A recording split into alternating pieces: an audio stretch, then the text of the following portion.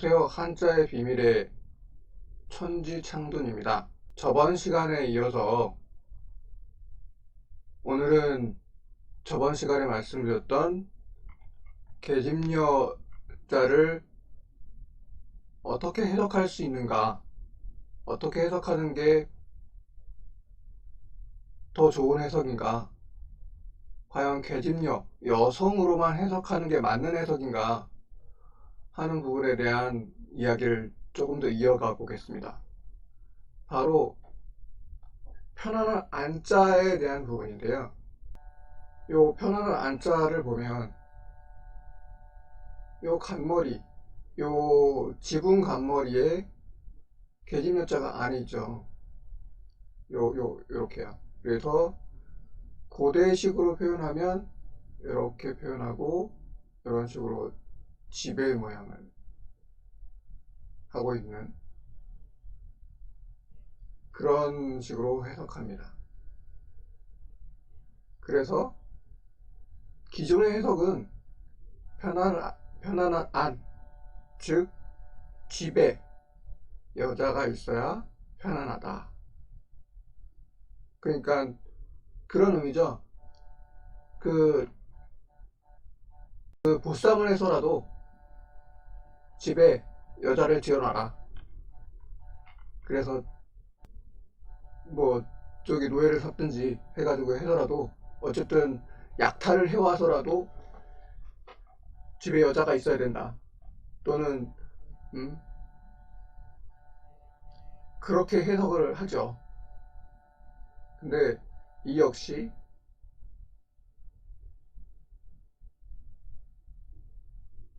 아니면 이런 식으로 해석하죠. 여자는 집안에 있어야지 편안하다. 이런 식으로 해석을 하죠.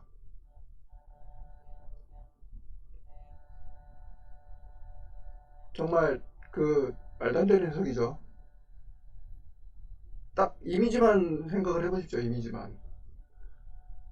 과연 집안에 여자가 있으면, 약탈을 해와서 여자가 있으면 그 집안이 편안할까요? 단순하게. 그리고 집안에 여자를 가둬놓으면 그 집안이 편안한가요?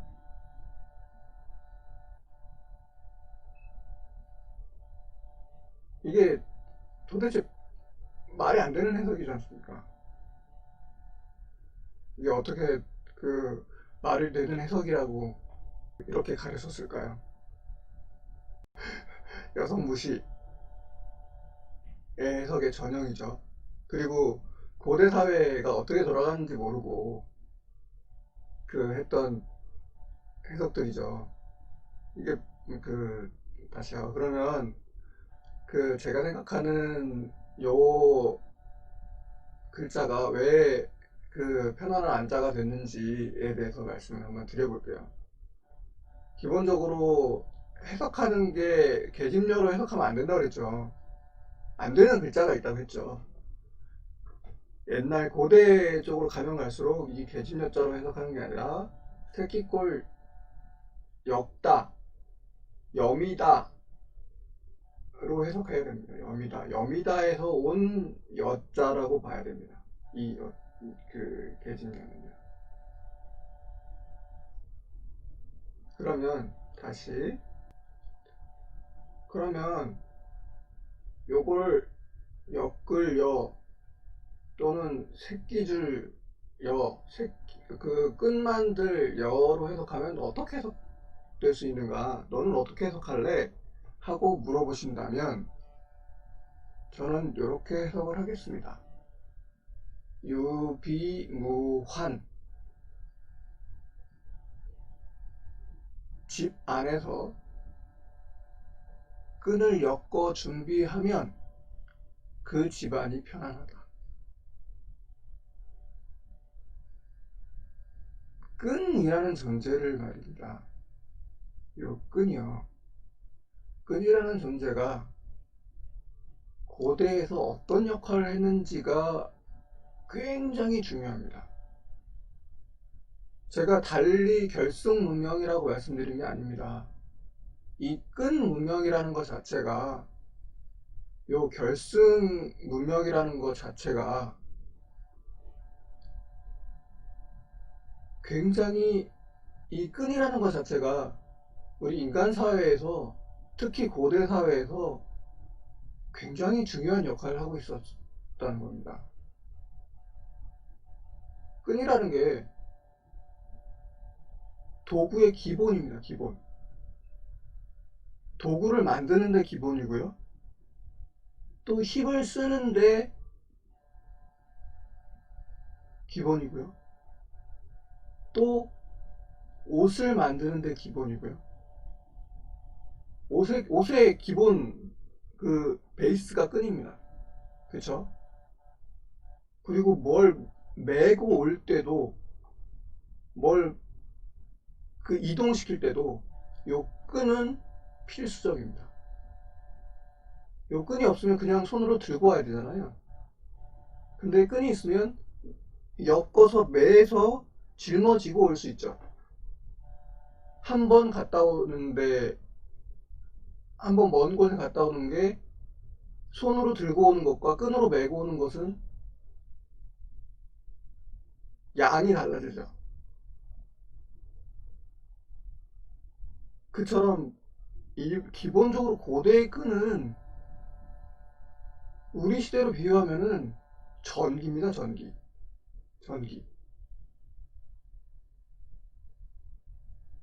전기가 없으면 우리는 생활하기가 힘들죠. 생활을 상상할 수도 없죠. 전기 없는 생활은. 기본적으로 에너지입니다. 에너지. 도구이자 에너지. 힘이 덜 들어요. 끈을 사용하면 그때 고대 당시에 힘이 덜 듭니다. 힘을 아낄 수 있어요. 10번 갈 거 한 번만 갔다 오면 된다니까요. 그 끈을 엮을 줄 알면.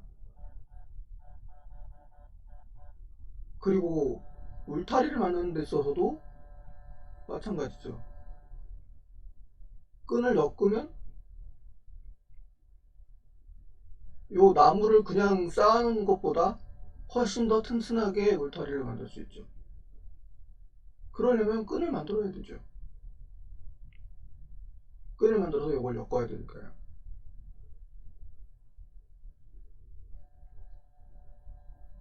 끈이 필수적이면서도 또 꼭 필요하면서도, 또 따지면 그냥 갔다 와도 됩니다. 그냥 선택이에요, 선택. 근데 편리하려면 끈이 있어야 됩니다. 그래서 이게 문명의 첫 번째라는 겁니다. 우리가 이 도구나 문명의 시발점이, 도구를 사용한 문명의 시발점이 바로 이 끈에서부터 비롯됐다는 겁니다. 즉, 도구나 그런 것들은 끈으로 엮는 것에서부터 시작됐다는 게 저의 판단입니다. 그래서 끈, 이 계집녀가 중요한 글자인 겁니다. 고대 사회를 이해하는 것에서요. 그래서 요 의미가 굉장히 깊은 뜻이 만들어지는 겁니다. 끈을 엮어서 준비하면 그 집안이 편안해지죠. 당연하죠. 끈이 있는 상황에서는 끈이 없는 상황하고 비교했을 때 편안한 게 너무도 당연하죠. 우리 전기가 있는 집과 전기가 없는 전기가 끊어진 집을 생각을 해보십시오. 그러면 어느 집이 편안할까요? 당연히 전기를 쓰는 집이 편안하죠. 전기가 들어오는 집이 편안하죠. 전기가 없으면 우리는 발전기라도 있어야 되죠. 그 발전기가 옛날의 고대의 끈입니다.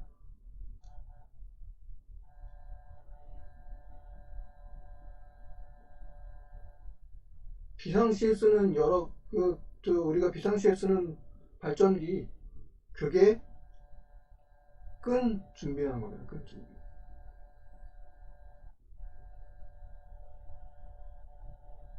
그래서 옛날부터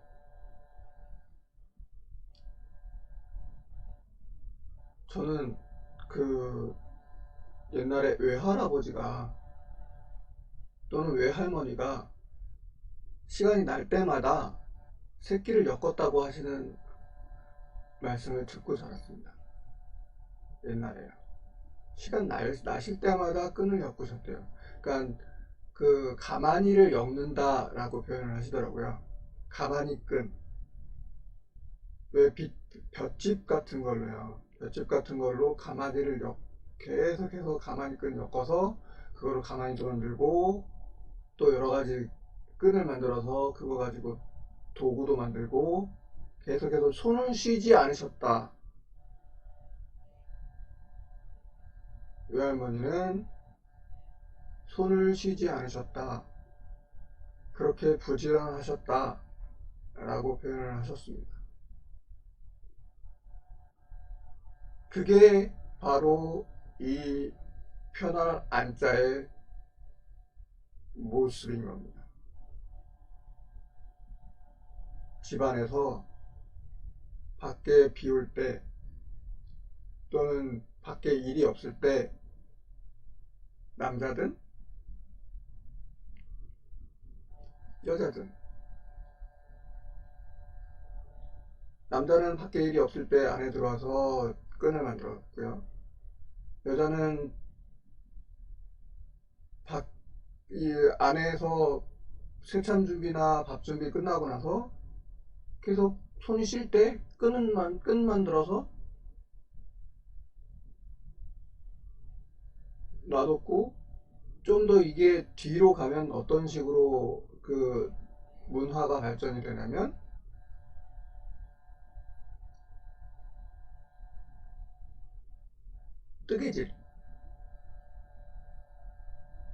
뜨개질로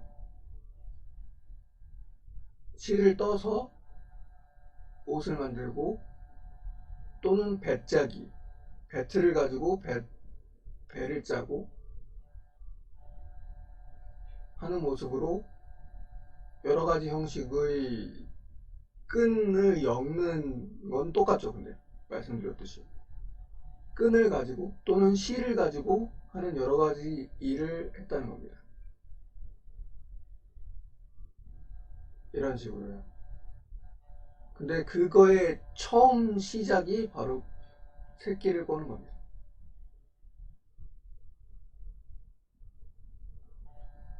그렇죠?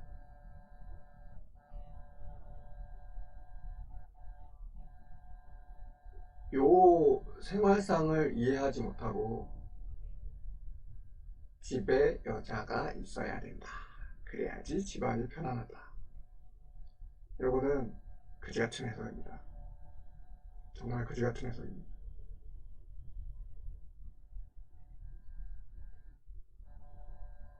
이렇게 해석하지 마시고 좀 더 깊게 그 사람들이 과연 무엇을 생각하고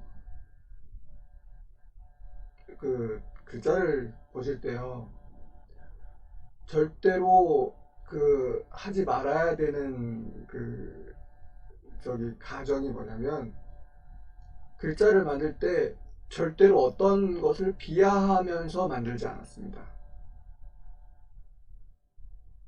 글자는 공식적인 글자입니다. 공식적으로 만들어지는 글자입니다. 이거는 뭐라고 표현할까요? 세종대왕 때 집현전이 있었다고 하죠.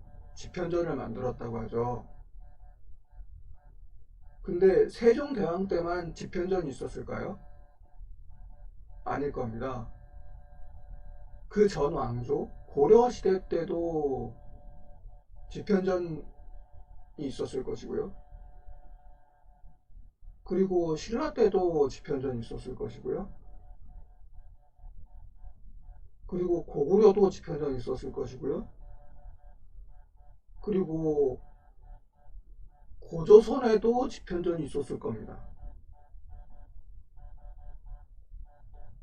뛰어난 현자들이 모여있는 집이 있었을 거라니까요. 너무나 당연한 일이죠. 나라를 운영하려는데 머리 좋은 사람 데리고 해야지 멍청한 사람들 데리고 할 수는 없죠. 그리고 이 머리 좋은 사람들이 욕하는 그런 글자를 만들어서 유통을 시켰다? 그리고 그 집현전에서요. 집현전에서 하는 일이 연구하고 그렇게 하는 겁니다. 그리고 집현전에서 하는 일이 그 집현전에서 한글을 만들었다고 했죠. 그 조선시대 때에는 집현전에서 한글을 만들었다고 했습니다. 그러면 그 전 집현전에서는요? 그 전 시대의 집현전에서는 뭘 만들었을까요? 당연하죠. 문자를 만들었겠죠. 문자를 만들었겠죠. 한자. 그 시대에 필요한 글자를 만들었겠죠. 전 시대의 글자를 이어받아서 그 시대에 필요한 글자를 만들어서 썼겠죠. 머리 좋은 사람들이요.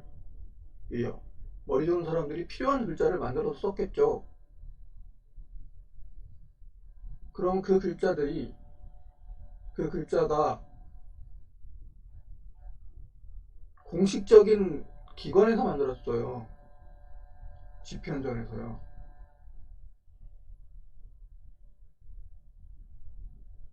그것도 꾸준히. 창일이라는 사람이 한자를 만든 거 아닙니다, 절대. 창일이라는 기관에서 만들었겠죠. 기관. 창일이라고 이름 붙여진 기관에서 만들어진 겁니다. 창일 그 담당자 중에 하나였을 가능성은 있지만 한 사람이 만든 게 아닙니다. 한자가. 너무나 당연하죠. 그러면 그 기관에서 모였던 현자, 집현전에 있는 현자들이 이런 식으로 해석하는 글자를 만들었다고요? 이런 식으로. 이게 말이 안 되죠. 이게 말이 안 되는 겁니다. 이게 진짜로 말이 안 되는 겁니다. 비유하자면 글자를 만든다는 거는 국가에서 오더 받아가지고 논문을 하나 만드는 거라고요. 논문이요, 논문. 요 시대 그 당대에 필요한 논문이요. 당대 연구했던 사회 현상을 가지고 다음 세대로 넘겨주기 위한 다음 세대에 꼭 가르쳐야 되는 진짜로 핵심 중에 핵심.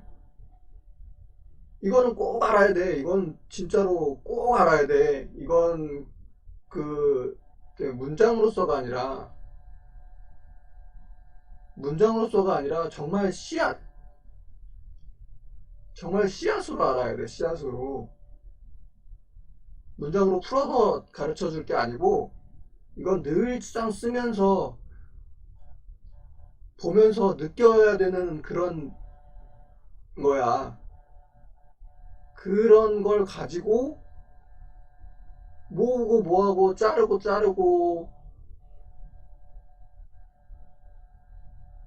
뗄 거 떼고 붙일 거 붙여서 그래서 만들어진 게 요 글자 하나씩 있는 겁니다. 정말 필요한 글자. 정말 뒷세대가 꼭 알았으면 하는 글자. 그거를 만들었는데 이런 식으로 만든다고요. 이런 식으로 해석하는 글자로 만들었다고요. 이거는 해석하는 사람들이 바보인 겁니다. 바보. 정말로 옛사람들에 대해서, 이 지편전에 대해서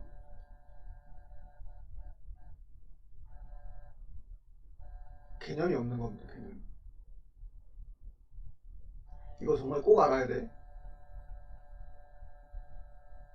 이 편안한 안자는 정말 꼭 알아야 되는 개념이야. 꼭 알아도. 이 소리가 들려야 됩니다. 글자를, 한자를 봤을 때는 요 편안한 한자에서 우리가 꼭 가르쳐 주고 싶은 게 있어. 꼭 알아야 돼. 너는 이 글자에 대해서는 이런 걸 꼭 알아야 된다니까? 이걸 가르쳐 주기 위해서 우리가 이 글자를 만들었거든? 꼭 알아줘. 제발. 제발 좀 꼭 이 개념은 꼭 알아줘. 그걸 찾아야 되는 겁니다. 그걸. 그걸 찾아야 한자를 공부한다. 또는 문자를 공부한다. 라고 하는 걸 할 수 있습니다. 저도 많은 글자를 이렇게 알지는 못합니다. 저도 최근에서야 이 개념을 알게 되었지만 정말 많은 글자가 이 개념에 의해서 만들어졌다고 저는 확신하고 이 개념대로 봐야 된다고 생각합니다. 그래야지 이 고대 사회에 대해서 알 수 있고 또 제대로 이해할 수 있고 또 제대로 해석할 수 있는 겁니다. 그리고 그분들이 무엇을 생각했는지 어떤 심정으로 이 글자를 만들었는지 그것에 대해서 파장을 맞춰가는, 저번 시간에도 얘기했죠. 파장을 맞춰가는 그런 과정이 꼭 필요합니다.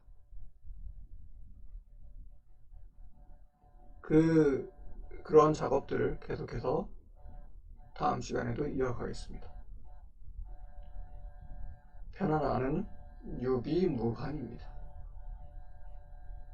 이만 마치겠습니다.